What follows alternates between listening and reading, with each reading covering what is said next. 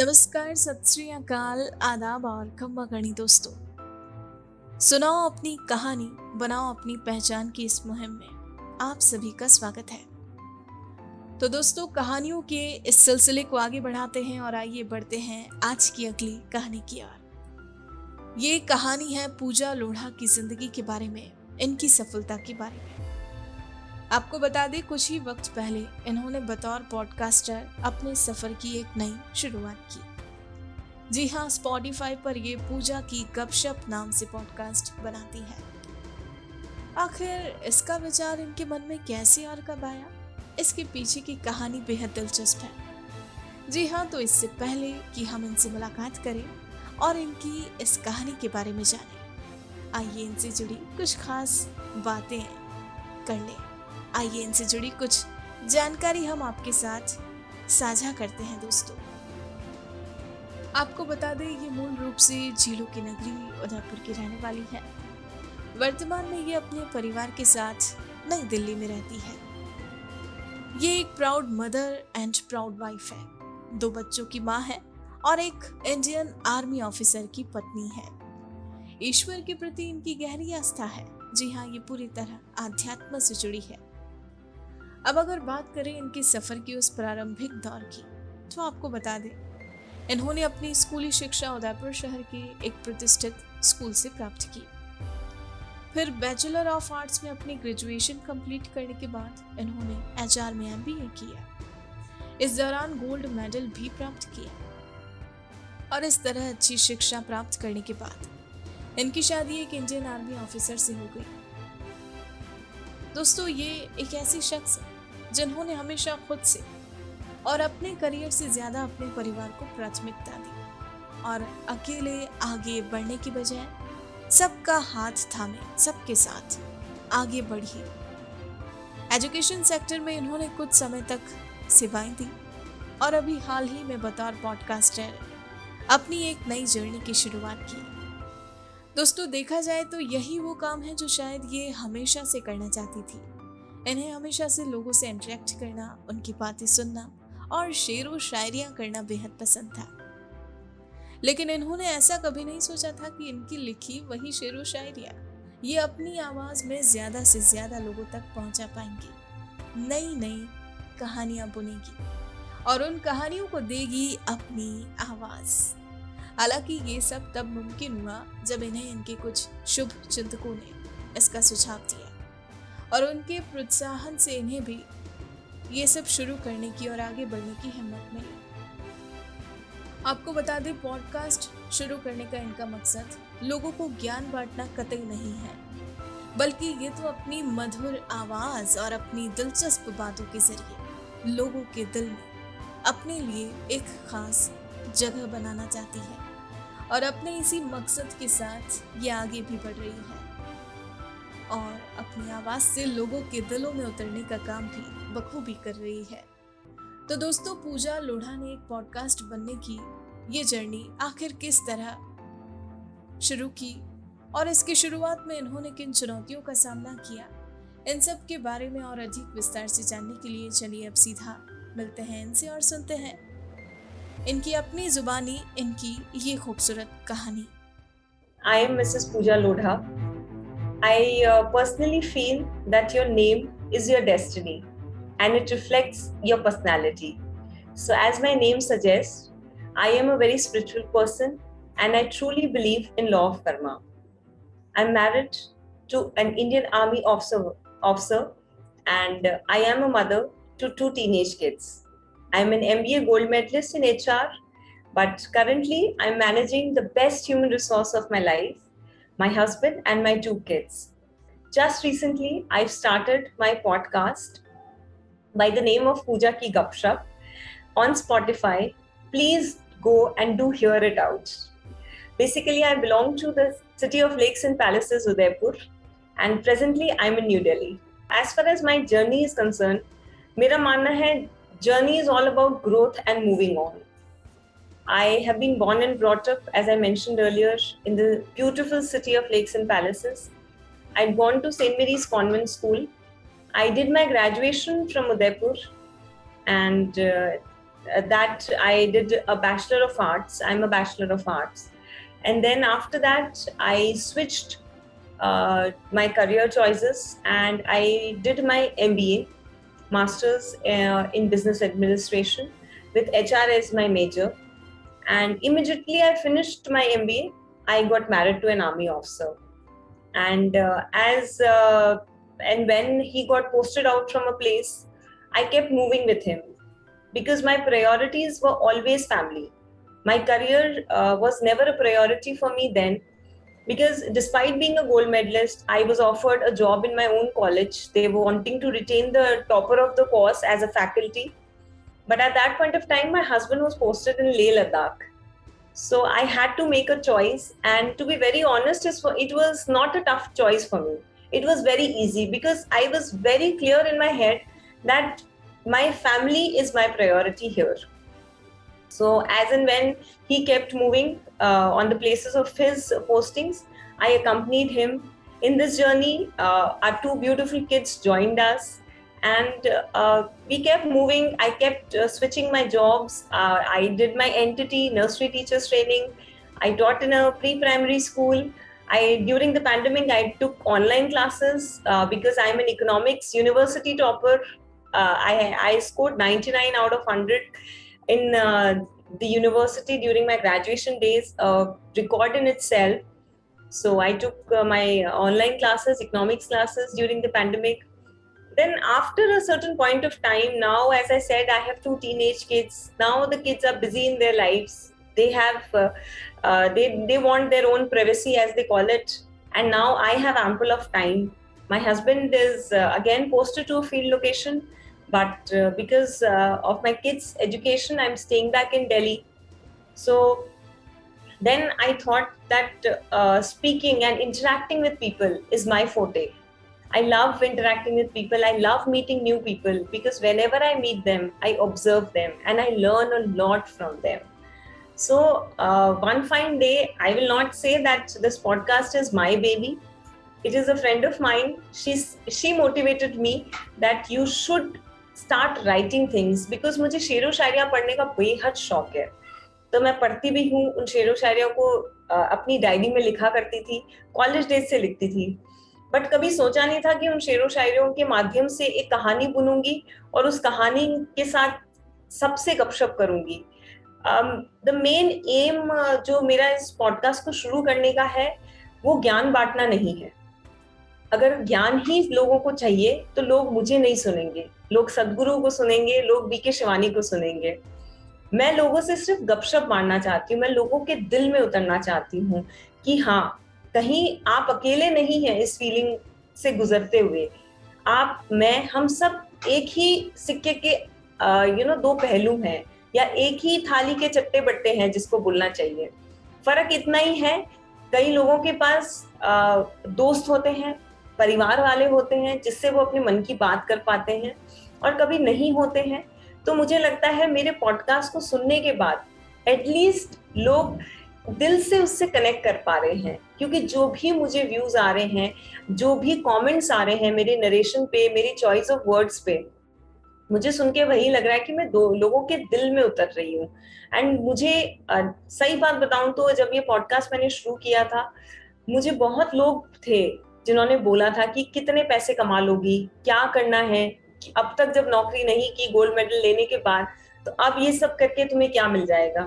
पर मैं सच बात बताऊं, जब मैंने ये पॉडकास्ट शुरू किया और जब मैंने लोगों के कमेंट्स पढ़े, लोगों ने मुझे पर्सनली फोन करके ये बात बोली कि हम इतना रिलेट कर पा रहे हैं आपकी स्टोरी से, आपकी इन बातों से, तब मुझे, आप विश्वास नहीं करेंगे, मुझे कोई सैलरी भी अगर उस टाइम मुझे कोई देता ना, तो शायद उन शब्दों का मूल्य पैसे में कोई तोल ही नहीं सकता था. और जो फीलिंग थी मेरे अंदर, इतनी इतनी खुशी हुई मुझे कि मैं लोगों से दिल से कनेक्ट कर पा रही हूँ.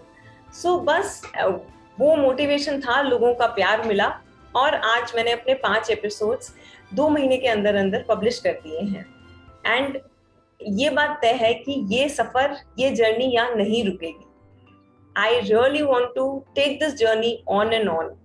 एंड उन लोगों के लिए मैं यही बोलना चाहूंगी जो हमेशा, जिनके लिए मेरा पॉडकास्ट एक सवाल था कि तुम क्या कमा रही हो इससे, मैं लोगों का प्यार कमा रही हूँ. So if you ask me, my journey has been a splendid one. I am so proud to be an army officer's wife, a doting mother.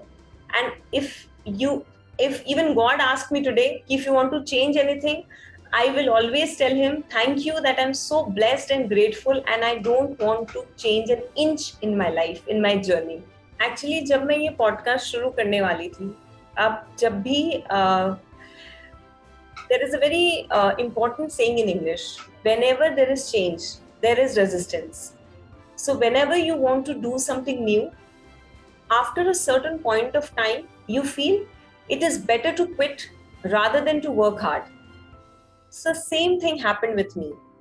I'll say for the past 2 years, pandemic has taught all of us to be really tech savvy.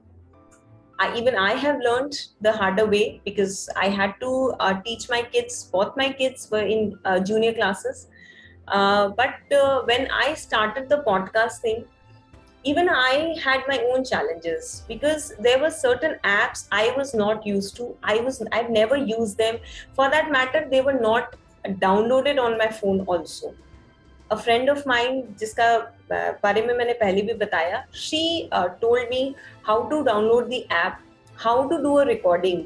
आप विश्वास नहीं करेंगे, मुझे podcast शुरू करने से पहले तक ये बात नहीं पता थी कि आपके फोन में एक फोल्डर होता है टूल्स के नाम से, जिसमें एक रिकॉर्डर करके एक फीचर होता है जिसमें आप अपना ऑडियो रिकॉर्ड कर सकते हैं. बिकॉज आपकी जिंदगी एज अ नॉर्मल पर्सन, आपकी मोबाइल यूसेज सीमित होता है व्हाट्सएप, फोन उठाना, फोन करना, ज्यादा से ज्यादा अगर फ्री टाइम है तो इंस्टा हैंडल चेक कर लेना या फेसबुक अकाउंट चेक कर लेना. That's all about it. आप भली महंगे से महंगा फोन ले लें, until and unless you're working on your phone or you're doing some business, इससे ज्यादा डेली रूटीन में कोई अपने फोन को यूज नहीं करता है. फॉरगेट कोई, मैं नहीं करती थी. मैं किसी और के बारे में बात नहीं करूंगी, मैं अपने बारे में बात करूंगी. मैं इससे ज्यादा अपने फोन को यूज नहीं करती थी. एंड सबसे ज्यादा जो मैंने सीखा था वो ये सीखा था कि कैसे मैं अपने बच्चों का होमवर्क डाउनलोड कर सकती हूँ, कैसे होमवर्क वापस भेज सकती हूँ. बट 1 साल निकला, दूसरा साल आया तो बच्चों ने अपने आप सीख लिया, तो I was out of that picture also. So when the podcasting happened, देखिए मैं एक आर्मी फ्रेटर्निटी से बिलोंग करती हूँ. मैंने बहुत ओकेजन्स में मास्टर ऑफ सेरेमनी किया है. एक लाइव ऑडियंस के साथ बात करना, उनकी आंखों में आंखें देखना, डाल के देखना बहुत ही अलग था. बिकॉज मुझे कभी भी स्टेज फ्राइट नहीं था. तो मेरे सामने कितनी भी बड़ी ऑडियंस बैठी थी, मुझे कभी स्टेज पे जाने से, माइक पे बात करने से डर नहीं लगा था. बट ऑन द कॉन्ट्ररी, जब एक पॉडकास्ट आप रिकॉर्ड करते हैं, आप किसी का भी एक्सप्रेशन नहीं देख पा रहे हैं.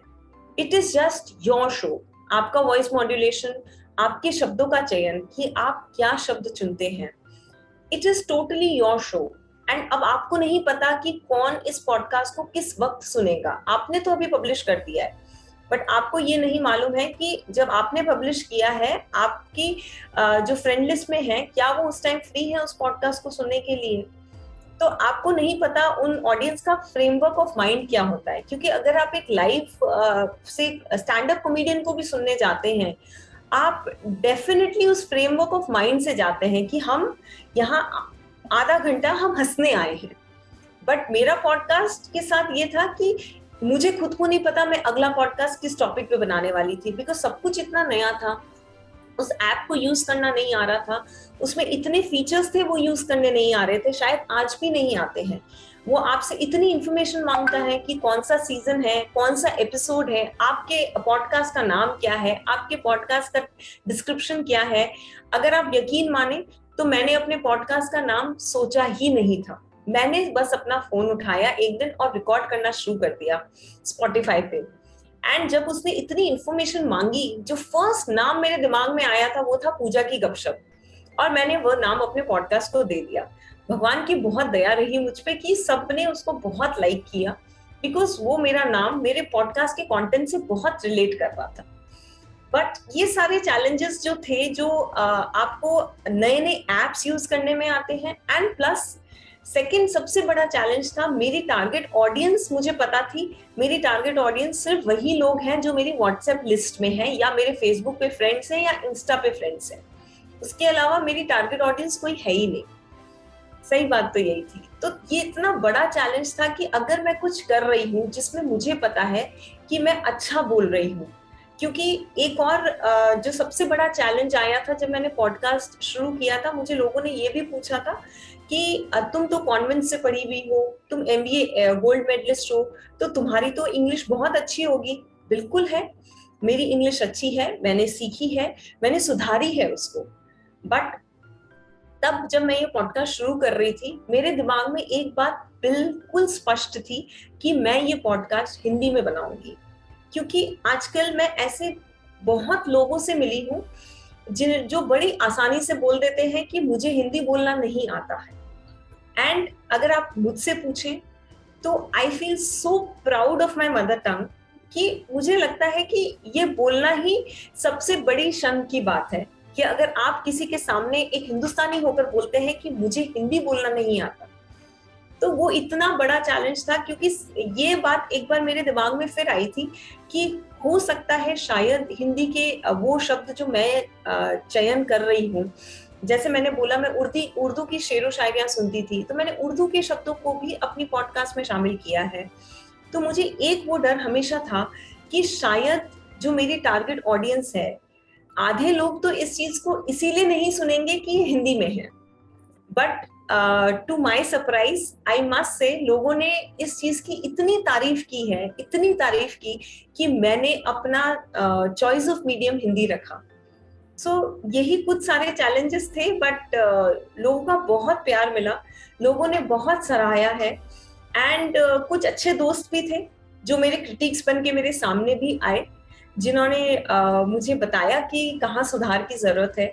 सो at the end of the day I'll say I'm very satisfied and I'm very happy and grateful कि मुझे ये एक प्लेटफॉर्म मिला अपनी आवाज के साथ कुछ करने के लिए, क्योंकि मुझे हमेशा से यकीन था कि मैं कुछ भी अगर करना चाहूंगी तो मैं अपनी आवाज से करना चाहूंगी। If you ask me, I don't have any specific person as my role model. I personally believe that role models keep on changing with your age, with your maturity.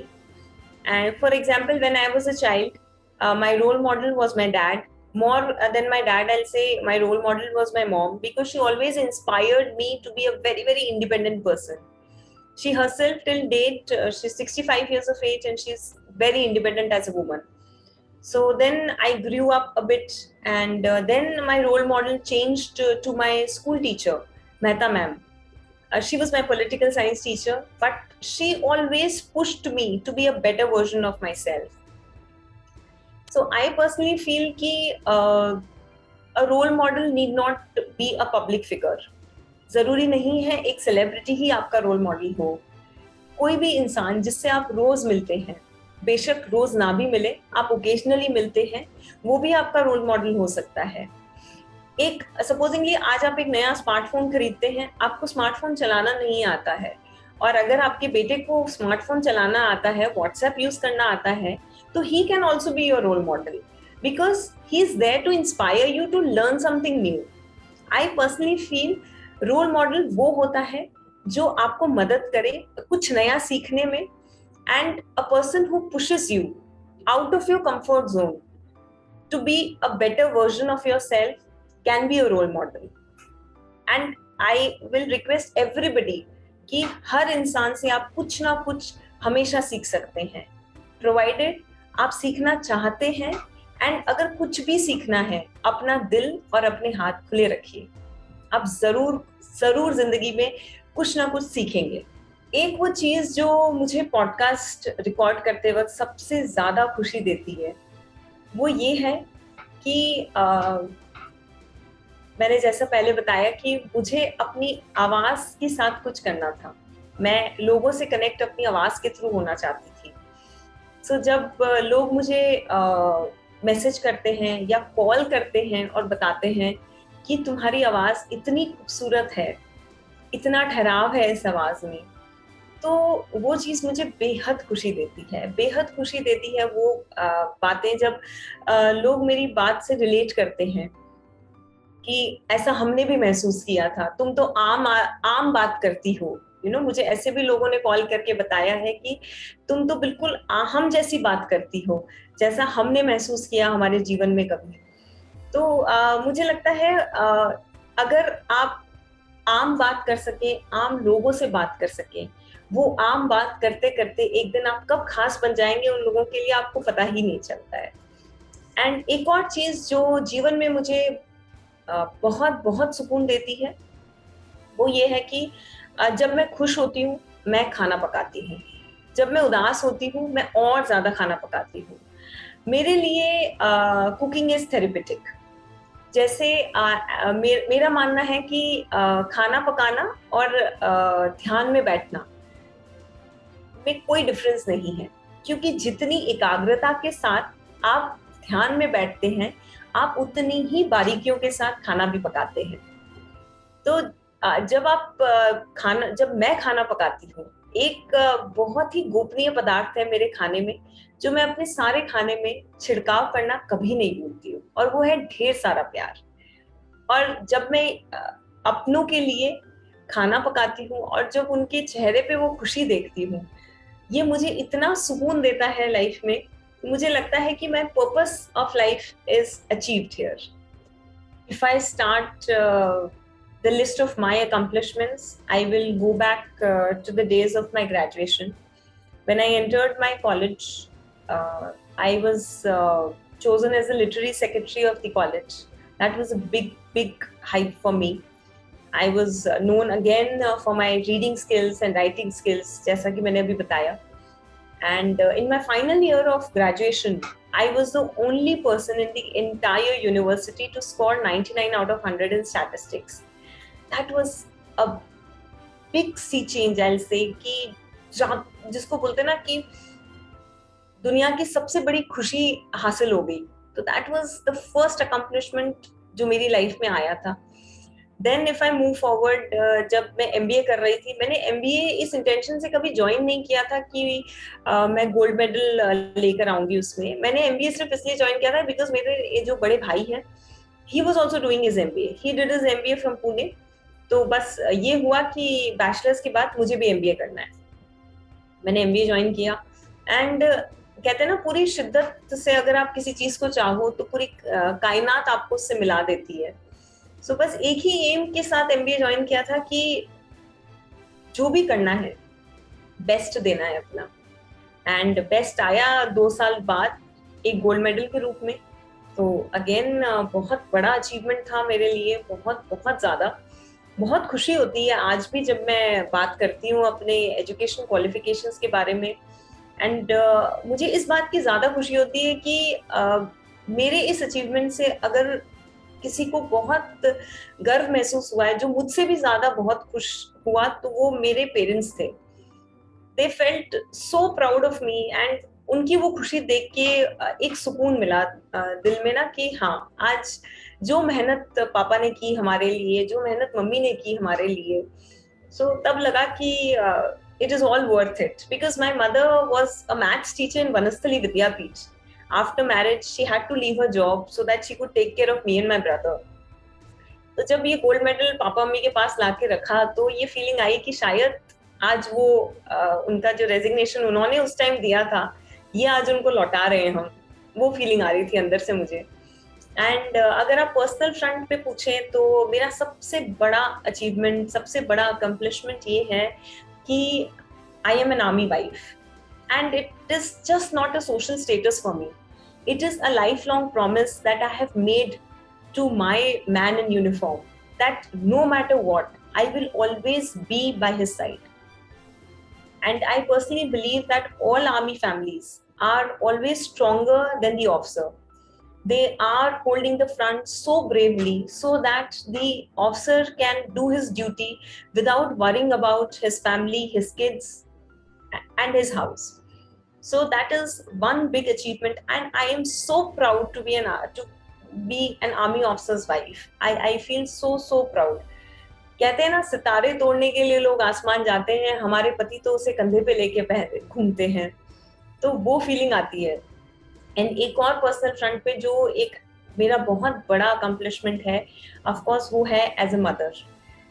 When you see your two kids growing up as mature individuals and as human beings with a lot of love and compassion in their heart, it is so satisfying as a mother कि आप उस feeling को शब्दों में बयां ही नहीं कर सकते हैं.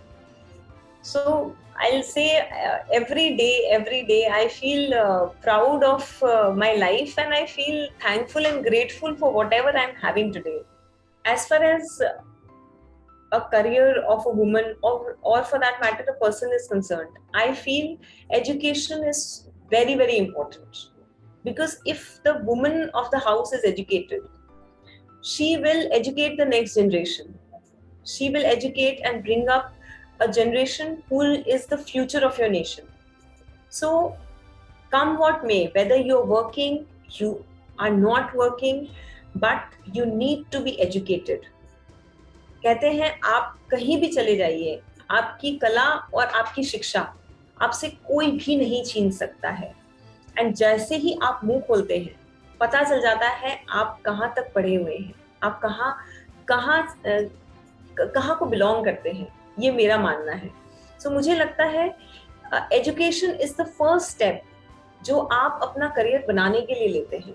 उसके बाद बेशक आपको शायद जरूरत ना हो कि नौकरी करनी है, बात जरूरत की नहीं होती है, बात पैसे की जरूरत की नहीं होती है हमेशा कि आप पैसे के लिए नौकरी करते हैं. मुझे लगता है आप अपनी सेटिस्फैक्शन के लिए नौकरी करते हैं, और जब आप वैसे करते हैं तो आप ज्यादा कंटेंट होते हैं. तो first and foremost is education. And अगर that education has a certain amount or a decent amount of experience added to it, तब तो वो सोने पे सुहागा है. बिकॉज जब आप अपनी एजुकेशन को, आप अपनी थ्योरी नॉलेज को प्रैक्टिकली इंप्लीमेंट कर पाते हैं, अगर आपको ये प्लेटफॉर्म मिला है, तो मुझे लगता है इससे अच्छा तो कॉम्बिनेशन ही कुछ नहीं है. क्योंकि अगर आपके पास वो नॉलेज है और आप इस काबिल हैं कि आप उस नॉलेज को 4 लोगों को और सिखा सकते हैं, फैला सकते हैं, तो व्हाई नॉट. आपको जरूर करना चाहिए, बिल्कुल. So education and experience definitely are the best combination.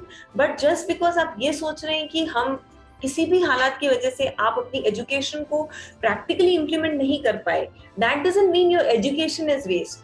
Your education never go for a waste. Your knowledge will always make you a better person what you are today. मेरा मानना है the youth of the country is a brilliant lot. They are far more creative, far more hardworking, and far more aware about their future. So I don't think so that and they're far more clear in the vision what they want to do in their future or in their life. So if any person who wants to be a podcaster, the only advice I would like to give that person is, first of all, you need to have a great command over your language, whether it is English, it is Hindi, और it is any regional language. ऐसा नहीं है कि आप podcast सिर्फ English और हिंदी में बनाते हैं. आप अगर रीजनल लैंग्वेज में भी बनाते हैं, आपका कमांड होना बहुत जरूरी है. क्योंकि कहते हैं it is not important what you speak, it is important how you speak it. So शब्दों का चयन बहुत बहुत बहुत इंपॉर्टेंट रोल प्ले करेगा आपके पॉडकास्ट में, first and foremost. Second, you need to read about what you want to speak. अगर आप पढ़ेंगे नहीं, फिर वही बात आ गई कि एजुकेशन कम्स इनटू प्लेस. जितना आप पढ़ेंगे, जितना आप अनुभव करेंगे लाइफ में, मुझे लगता है आप उतना अच्छा लोगों के साथ रिलेट कर पाएंगे. And of course technical knowledge is something, as I said, the younger generation is, मतलब आई एम तो द 90s किड्स. तो अभी जो मिलेनियम किड्स हैं, द जेन जी जिसको बोलते हैं, they too are like rocking as far as the technology is concerned. So I should not be the person guiding them as far as the technology is concerned. But yes, if you really want to do it, then follow your heart. Be it podcasting, be it writing, be it blogging, anything. Give your heart and soul to it and keep rising, keep shining. If you ask about my success mantra, there is not one, there are two of them. I personally believe that great things never come out of comfort zones. Success is never associated with comfort. Means because success is a choice that you make for yourself. It is a way of life that you live. क्योंकि किसी ने बहुत खूब कहा है, अगर जंग अपने आप से होना तो हमेशा जीतना चाहिए. तो अगर आपको सक्सेसफुल होना है, सो आपका सबसे बड़ा कॉम्पिटिटर आप खुद हैं. आप ये देखिए क्या आप कल से आज बेहतर हैं. और सेकंड मंत्रा मेरा है, I don't believe that there is anything known as overnight success. There is no terminology as जो हम बोलते हैं यार ये तो ओवरनाइट स्टार बन गया. ऐसा नहीं होता है. सितारों से सजी उस रात को देखने के लिए ना, उस एक शख्स ने हजारों रातें काली की होती है, तब जाके वो एक रात आती है जब लोग उसे बोलते हैं कि you are an overnight success. Success never happens overnight because there are no shortcuts to hard work. As far as my childhood is concerned, I have some wonderful and amazing memories associated with it. I've been born and brought up in a joint family. So in a joint family, there is no dearth of company. And you don't need anybody from outside to entertain you. You're so self-sufficient. We all are 7 cousins. And till date, we really embrace those times that we have spent with one another as kids, and the time that we have spent with our grandfather, who used to, teach these small life lessons in his own styles.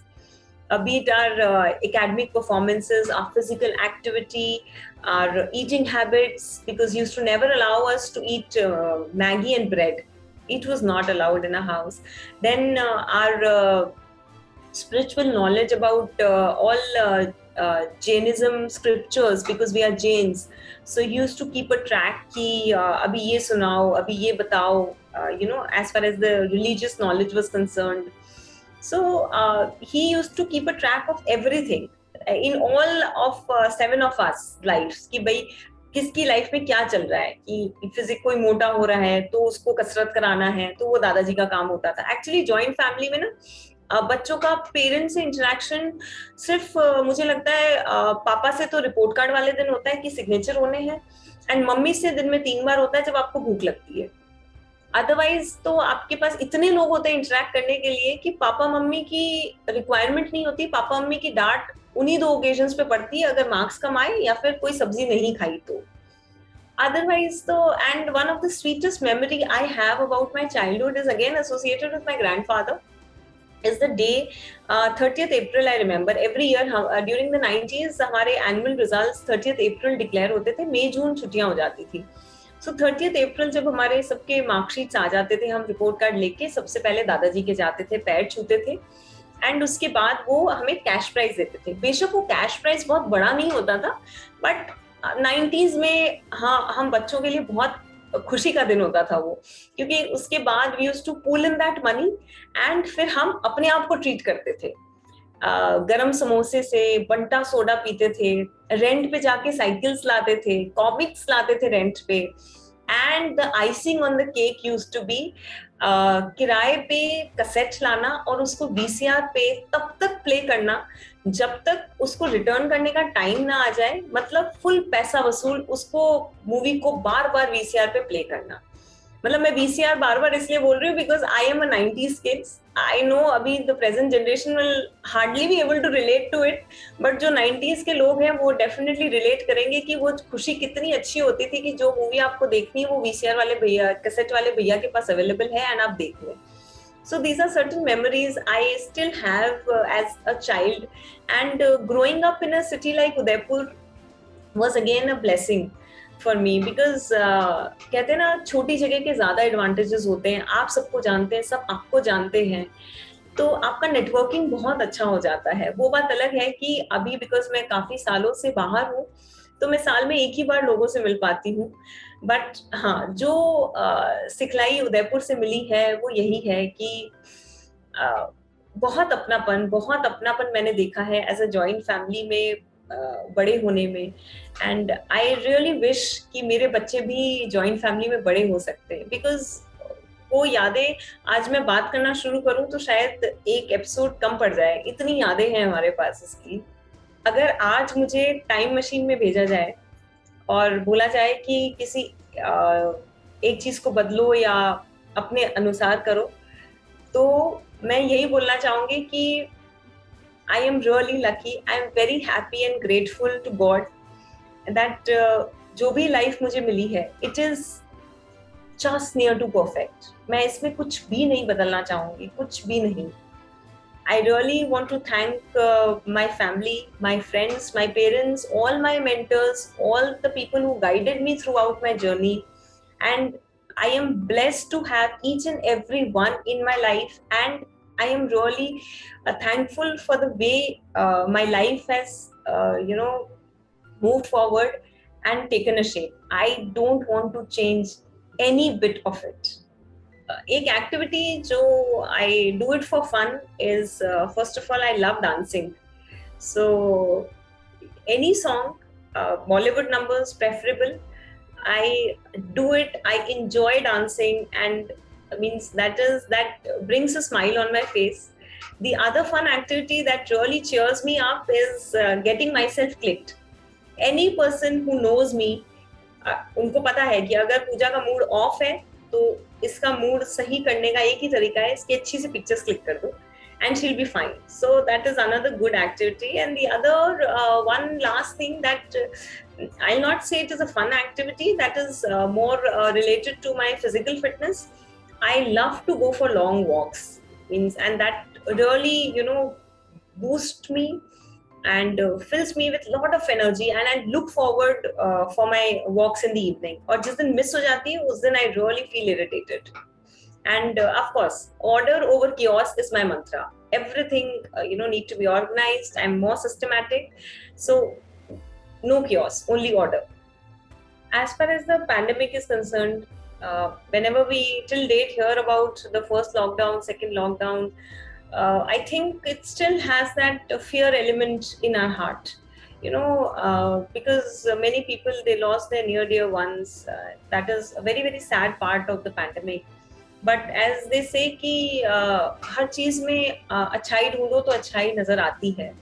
So pandemic की एक अच्छाई जो मुझे लगी कि जो Indian society में role defined society जिसे मैं बोलती हूँ, और Indian society is very role defined कि घर का काम है तो लेडी को करना चाहिए, बच्चों को सिखाना है. अगर कोई बच्चा ठीक से बिहेव नहीं करता है, हम इमीडिएटली बोल देते हैं कि मम्मी ने कुछ नहीं सिखाया. क्यों? बच्चे को हर लाइफ वैल्यू, हर लाइफ लेसन सिखाना क्या सिर्फ मम्मी का काम है? पापा का काम सिर्फ पैसे कमाना है? वो बहुत बड़ा काम है, मैं मानती हूँ, बट लाइफ लेसन्स पापा भी सिखा सकते हैं. एंड सिखाने का मतलब ये नहीं होता कि आप बैठ के अपने बच्चे को प्रीच करते हैं. बच्चों को सिखाने की जरूरत नहीं है, आप सिर्फ वो एक्शंस करिए, बच्चे आपके एक्शन से सीखते हैं. कई बार तो मैंने एज अ मदर ये महसूस किया है कि आपको बच्चों को बोलने की जरूरत नहीं पड़ती है. दे से ना, practice what you preach with kids. So pandemic का एक जो सबसे बड़ा पॉजिटिव थिंग जो मुझे लगा वो यही था कि ये जो रोल डेफिनेशंस सोसाइटी ने बना रखी थी ना, एटलीस्ट मैंने अपने घर में ये देखा कि ये डेफिनेशंस के बैरियर्स हट गए थे. बच्चे बहुत छोटे थे, बट फिर भी उन्हें पता था कि जो मिनिमम हेल्प वो कर सकते हैं वो कर रहे थे, बिकॉज वो देख रहे थे कि मम्मी सारा काम कर रही है, बिकॉज कोई हेल्प नहीं थी, कुछ भी नहीं था. एंड एक पॉजिटिव चीज मैंने बच्चों को हमेशा बोली कि पे ग्रैटिट्यूड, कि आज हम ठीक हैं, हमारे घर में सब कुछ ठीक है. उसके लिए हर दिन हर पल उस ऊपर वाले का शुक्राना अदा करना कभी मत भूलना कि आज इतना कुछ हुआ बट हम बिल्कुल ठीक हैं. सो एक वो ग्रैटिट्यूड वाली फीलिंग, आई थिंक वो बहुत पॉजिटिव हुआ कि लोगों के अंदर सीप इन हुई. एंड रोल डेफिनेशंस मेरे घर में हट गए थे. मैं अपनी बात करूंगी, मैं सबकी नहीं करूंगी. मेरे हस्बैंड ने हर काम में मेरी मदद की, बिना ये सोचे कि I am an army officer, ये काम मेरा नहीं है. मैं ऑफिस में बैठ के फाइल साइन करता हूँ, मैं ऑफिस में आर्मी हेडक्वार्टर्स में बैठ के बहुत बड़े बड़े डिसीजंस ले रहा हूँ. बट आज जब पैंडेमिक की बात आई बिकॉज इमोशनली भी ये बहुत चैलेंजिंग फेस था सबके लिए, तो वो रोल भी उन्होंने बहुत ही बखूबी से बहुत अच्छे से निभाया। एंड हम दोनों को इकट्ठा एज अ टीम काम करते हुए देखकर हमारे बच्चों ने भी ये चीज सीखी कि you know these are not household works, these are not works that are you know to be defined for a man और a woman, these are life skills जो सबको आनी चाहिए। ये एक बहुत इंपॉर्टेंट पॉजिटिव चीज जो मुझे लगी पैंडेमिक में हुआ। As far as a life lesson, I'll say out of the pandemic, that I think most of the people have learned it. And if I personally speak about myself, I have learned it that we all live our lives as immortals. हमें लगता है हमें जीवन में कुछ नहीं होगा, ये बहुत बड़ा मिथ है, बहुत बहुत बड़ा। एंड पैंडेमिक ने एक चीज सिखाई शायद सबको है कि see this day as it comes, live this day to the fullest। ये मत सोचो कि आप कल क्या करोगे, हमें नहीं पता। ये पैंडेमिक ने इतनी अनसर्टेनिटीज दिखाई हैं कि हम में से कोई भी इमॉर्टल नहीं है। फॉरगेट द पैंडेमिक, बिना पैंडेमिक के भी लोगों ने इस दुनिया को, इस संसार को छोड़ा था। तो जो करना है आज करो। एंड आपको हमेशा लोग इसलिए याद नहीं रखेंगे कि आपने इतने पैसे कमाए या आप इतने सक्सेसफुल थे, आप हमेशा इसलिए याद रखे जाएंगे कि आपने लोगों के साथ कैसा बर्ताव किया, उन्हें कैसे ट्रीट किया। So live this day, live the day to the fullest. इस दिन को आज पूरे अच्छे से जियो।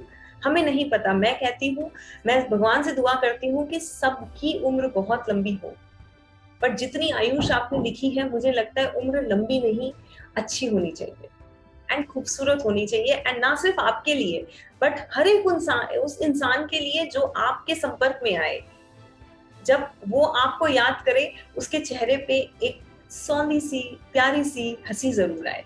Lastly I personally feel and believe in this that you know God's plans are always bigger and better than our dreams.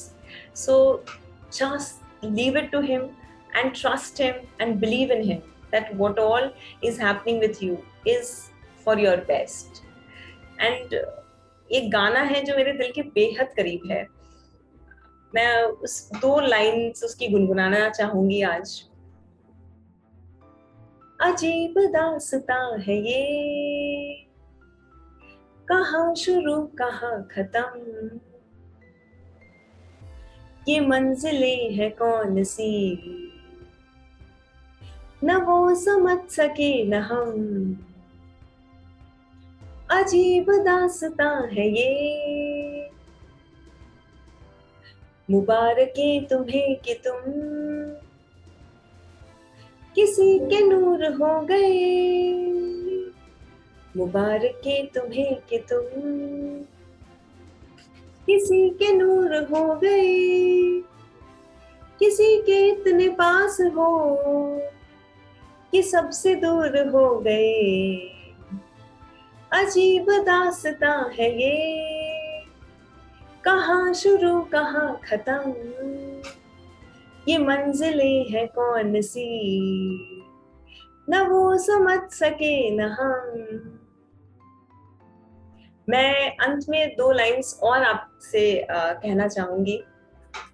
ये मैंने बहुत पहले कहीं पढ़ी थी, किसी ने बहुत खूब कहा है कि हम किसी से खुशियां मांगे ये हमें मंजूर नहीं, हम किसी से खुशियां मांगे ये हमें मंजूर नहीं, मांगी हुई खुशियों से किसका भला होता है, जो तकदीर में लिखा होता है, जो तकदीर में लिखा होता है वो एक दिन जरूर अदा होता है।